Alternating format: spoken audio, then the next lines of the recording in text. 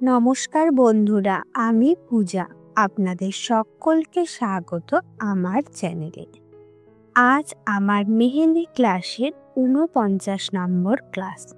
যারা আগের ক্লাসগুলো দেখেননি তারা অবশ্যই আগের ক্লাসগুলো দেখে নেবেন, তবে আপনারা এই ক্লাসগুলো ভালোভাবে করতে পারবেন। এর আগের ক্লাসগুলোতে আমি ময়ূর টপিক নিয়ে অনেকগুলি ক্লাস আপলোড করেছি এবং সেখানে আমি আপনাদেরকে ময়ূর আঁকাটা খুব ভালোভাবে বুঝিয়েছি। তো যারা ভালোভাবে ময়ূর আঁকতে পারেন না তারা অবশ্যই আমার আগের টপিক ময়ূরের ক্লাসগুলো ভালোভাবে দেখে নেবেন। আগের ক্লাসে আমি আপনাদের বলেছিলাম আমি লোটাস নিয়ে পরের ক্লাস দেব। তো আজকে আমার টপিক হলো লোটাস। এর আগেও আমি লোটাসের এক দুটো ক্লাস আপনাদেরকে করিয়েছিলাম। সেই ক্লাসগুলো আগে আপনারা ভালোভাবে দেখে নেবেন, তারপর আজকের ক্লাসটা দেখবেন, কারণ আগের ক্লাসটা ছিল লোটাসের একদম বেসিক ক্লাস। আজকের ক্লাসটা হলো নর্মাল যে লোটাসের ক্লাস হয় সেই রকম। বেসিকটা আমি এর আগের ক্লাসে আপনাদের ভালোভাবে বুঝিয়ে দিয়েছিলাম। দেখুন, আমি এখানে এঁকে নিচ্ছি লোটাসের যে কুড়ি। লোটাস আঁকার জন্য যে মাঝের অংশটা আমাদের প্রথমেই আঁকতে হয় সেই অংশটা আমি এখানে ভালোভাবে এঁকে নিচ্ছি। তো আপনারা দেখুন আমি কিভাবে মাঝের অংশটা আঁকছি। আমি কিন্তু এখানে মাঝের অংশটা একেবারে টেনে আঁকছি। এর আগের বেসিক ক্লাসটা, সেই জন্যই আমি আপনাদের দেখে নিতে বলছি। আপনারা আগে যে লোটাসের বেসিক ক্লাসগুলো আমি করেছি সেগুলো আগে দেখবেন, তারপরে আজকের ক্লাসটা আপনারা দেখবেন। তো দেখুন, আমি লোটাসের কুড়ির পাশে যে পাপড়িগুলো আঁকবো, এই কোনোটা ডান দিকে কোনোটা বাঁ দিকে, সেটা আমি কিন্তু এখানে একটা একটা করে প্রথমে এঁকে দেখুন প্র্যাকটিস করাচ্ছি, ঠিক আছে। এবং লোটাসের নিচের দিকে যে আমরা ডাটিটা আঁকবো, ফুলের যে ডাটা বা ডাটি আমরা যে যেটাই বলে থাকি, সেই অংশটাও আমি কিন্তু এখানে দেখুন এঁকে দেখিয়ে দিচ্ছি যে পাশাপাশি, একদম পাশাপাশি আমরা কিভাবে এই ডাটির অংশটাও আঁকবো। আমরা কিন্তু এখানে কিন্তু ভীষণ মোটা ডাটি কিন্তু আঁকছি না, একদম পাশাপাশি ভাবে যে ডাটিটা হয় দুটো লাইন টেনে দেখুন একদম পাশাপাশি, সেই রকমই কিন্তু আমি এখানে আঁকছি। এই পাশাপাশি লাইন টানার ক্লাস কিন্তু আমি একদম প্রথমের ক্লাসটাতেই আপনাদের শিখিয়েছিলাম। তো যারা এখনো আমার প্রথম থেকে ক্লাসগুলো দেখেননি তারা অবশ্যই আমার প্রথম থেকে ক্লাসগুলো দেখে নেবেন, তারপর ধীরে ধীরে আপনারা এই ক্লাসগুলো করতে থাকুন। পরপর ক্লাসগুলো করলে আপনারা সবচেয়ে ভালো কিন্তু মেহেন্দি ডিজাইন আঁকতে পারবেন। মাঝখান থেকে যে আমি ময়ূরের ডিজাইন ভালো জানি না বলে ময়ূরটা শিখে নিলাম, বা লোটাসের ডিজাইন ভালো পারি না বলে লোটাসটা শিখে নিলাম, এই রকম না করলেই কিন্তু সবচেয়ে ভালো হয়। আপনারা যদি প্রথম থেকে বেসিক থেকে একদম পরপর ক্লাসগুলো নেন তাহলে কিন্তু আপনারা খুবই সুন্দর কিন্তু ডিজাইন আঁকতে পারবেন। দেখুন, এখানে আমি এঁকে নিচ্ছি পদ্ম ফুলের।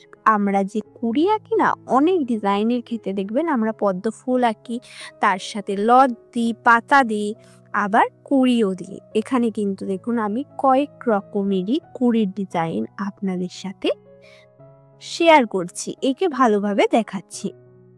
তো এখানে দেখুন আমি 4 রকমের কুড়ির ডিজাইন আপনাদেরকে দেখালাম। আপনারা এই 4 রকম কুড়ির মধ্যে যে কোনো রকম কুড়ির ডিজাইন কিন্তু আঁকতে পারেন। তো এইবার আমি আপনাদেরকে পদ্ম ফুলের ডিজাইন এঁকে দেখাচ্ছি। তো প্রথমে আমি এঁকে নিয়েছি মাঝের অংশ। এইবার আমি পাশে পাপড়িগুলো দেখুন দিচ্ছি। প্রথমেই আমি দেখুন বাঁ দিক ডান দিক ভাবে একা একা ভাবে যে পাপড়ির ডিজাইনগুলো করেছিলাম সেই পাপড়িগুলোই কিন্তু আমি এখানে দিচ্ছি। ভালোভাবে লক্ষ্য করুন আমি পাপড়ির ডিজাইনগুলো কি করে দিচ্ছি, ঠিক আছে। নিচের দিকটা আমি কিন্তু ফাঁকা করছি না, দেখুন উপরের অংশটাই আমি একটু ফাঁকা করে নিচের দিকটা কিন্তু একটা লাইনের সাথেই আরেকটা লাইন কিন্তু মিশিয়ে দিচ্ছি, ঠিক আছে। এবং দুদিকের পাপড়ি ডিজাইনের গ্যাপ আমি সমান রাখারই চেষ্টা করছি। আপনারাও চেষ্টা করবেন দুদিকের পাপড়ি ডিজাইনের গ্যাপগুলো যেন সমান হয়, তবেই কিন্তু পদ্ম ফুলের ডিজাইনটা সুন্দর দেখাবে। দুদিকটাই সমান মনে হবে এবং পুরো শেপটাই কিন্তু ঠিকঠাক থাকবে। এবার দেখুন নিচের অংশটা আমি ডট দিয়ে দিয়েছি। এইবার ফুলটা ফিনিশ হয়ে গেছে। এইবার আমি পরের ডিজাইনটা আঁকছি। দেখুন এখানে আমি মাঝের যে অংশটা এঁকেছিলাম সেই অংশটার ভেতর থেকে কিন্তু আমি পাপড়িটা আঁকা শুরু করেছি একটা লাইন দিয়ে। এবং দেখুন এখানে আমি এতগুলো পাপড়িও আঁকিনি, ঠিক আছে। ওপর দিকে আমি মাত্র দুদিকে দুটো দুটো করে পাপড়ি এঁকে নিচের দিকে আরো ছোট্ট ছোট্ট দুটো পাপড়ি এঁকে নিয়েছি, দিয়ে কিন্তু পদ্ম ফুলটা আমি কিন্তু শেষ করেছি। এই রকম ভাবেও কিন্তু সুন্দর পদ্ম ফুল আঁকা যায়। এইবার দেখুন আমি যে পদ্ম ফুলটা আঁকছি সেটার মুখটা কিন্তু সোজা করছি না, একটু বাঁকি আঁকছি, কারণ আমাদেরকে সব ধরনেরই ডিজাইন শিখতে হবে। সোজাভাবে, বাঁকাভাবে, এমনকি পদ্ম ফুলের ডিজাইন আমাদেরকে উল্টোভাবেও কিন্তু আঁকা শিখতে হয়। তাই আমাদেরকে অবশ্যই সব রকম ভাবেই পদ্ম ফুলের ডিজাইন আঁকা শিখে রাখতে হবে। তো এখানেও দেখুন আমি অনেকগুলো পদ্ম ফুলের পাপড়ি পাশাপাশি ব্যবহার করেছি এবং নিচের দিকেও দুটো পাপড়ি এঁকে নিয়েছি এবং মাঝে ডট দিয়ে আমি কিন্তু এই পদ্ম ফুলটাই সুন্দরভাবে একটা ডাটে অ্যাড করেছি। এবং এই পদ্ম ফুলের ডিজাইনটা কতটা সুন্দর হয়েছে সেটা আপনারা ভালোভাবে দেখুন। তো এই রকম ভাবেই কিন্তু আপনাদেরকে পদ্ম ফুলের ডিজাইনগুলো ভালোভাবে দেখতে হবে এবং আপনাদেরকে ভালোভাবে প্র্যাকটিস করতে হবে। দুদিকের পাপড়ির শেপ যেন সমান হয় এবং ফাঁকাটাও যেন একই হয়, ঠিক আছে। এর জন্য আমার আগের যে পদ্ম ফুলের বেসিক ক্লাসটা আমি করিয়েছিলাম সেই ক্লাসটা অবশ্যই আপনারা দেখবেন। সেই ক্লাসে আমি রেফারেন্স লাইন টেনে পদ্ম ফুল আঁকা আমি কিন্তু আপনাদেরকে শিখিয়ে দিয়েছি। তাই এখানে আমি কোনো রকম রেফারেন্স লাইন টেনে পদ্ম ফুল আঁকা শেখাচ্ছি না। আমি নর্মাল যে পদ্ম ফুল আঁকাটা হয় একদম বেসিক থেকে একটু উঁচুতে, সেই ডিজাইনগুলো আমি আপনাদেরকে কিন্তু দেখাচ্ছি।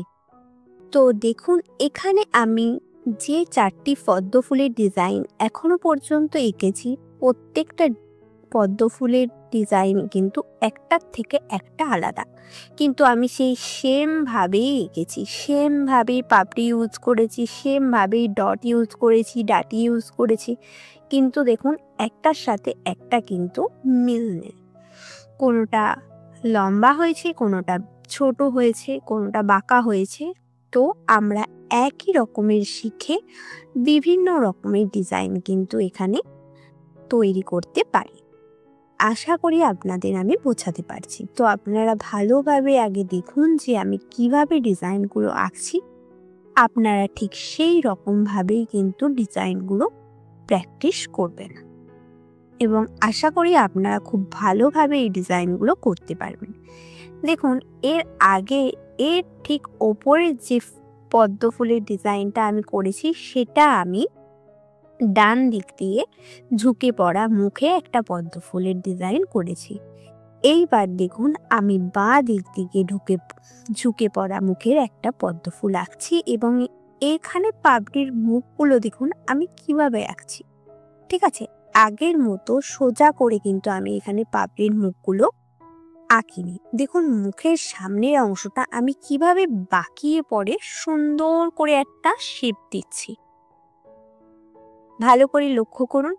এবং এই পদ্ম ফুলের ডিজাইনটা দেখুন অন্য সব পদ্ম ফুলের থেকে আলাদা হলো, ঠিক আছে। সামনের মুখের অংশটা কিন্তু আলাদা হলো। তো আপনারা এই ক্লাসটা ভালোভাবে আগে ফলো করুন, তারপর ভালোভাবে খাতায় প্র্যাকটিস করুন। এর আগের বেসিক ক্লাসটা পদ্ম ফুলের অবশ্যই কিন্তু আপনারা আগে দেখবেন, তারপর এই ক্লাসটা করবেন। তো এই ক্লাসটা আমি আজকে এখানেই শেষ করছি। পরের ক্লাসে আমি আবারও পদ্ম ফুলের খুব সুন্দর সুন্দর ডিজাইন আপনাদের সাথে শেয়ার করতে চলেছি। তাই যারা আমার চ্যানেলটিকে এখনও সাবস্ক্রাইব করেননি তারা অবশ্যই আমার চ্যানেলটিকে সাবস্ক্রাইব করে দেবেন এবং আমার ভিডিও যদি আপনাদের ভালো লেগে থাকে অবশ্যই ভিডিওতে একটি লাইক করবেন এবং আপনাদের যদি কোনো রকম কোনো ডিজাইনে প্রবলেম লাগে অবশ্যই আমাকে কমেন্টের মাধ্যমে জানাবেন। আজকের ক্লাসটা তাহলে আমরা এখানেই শেষ করছি। পরের ক্লাসে আবারও পদ্ম ফুলের ডিজাইন নিয়ে আসব। সকলকে অসংখ্য ধন্যবাদ আমার ক্লাসগুলো দেখার জন্য। তো টাটা।